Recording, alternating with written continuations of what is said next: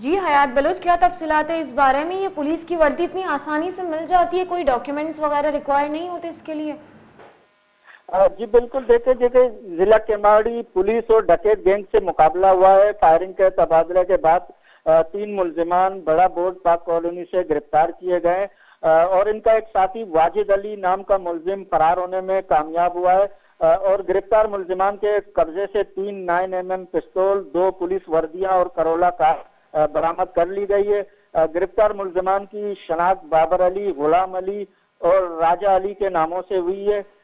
SSP Keamari Faizan Ali का कहना है कि इन मुल्जिमान का ताल्लुक बैनुल सूबाई डकैत गिरोह से है, जिनकी अंदरून सिंध समेत कराची में मुतादिद वारदातें सामने आई हैं, जबकि मुल्जिम गुलाम अली के खिलाफ 11 और मुल्जिम राजा अली के खिलाफ 3 मुकदमा पहले से दर्ज हैं और मुल्जिम बाबर अली के खिलाफ कराची और अंदरून सिंध के मुख्तलिफ थानों में 16 मुकदमा दर्ज हैं।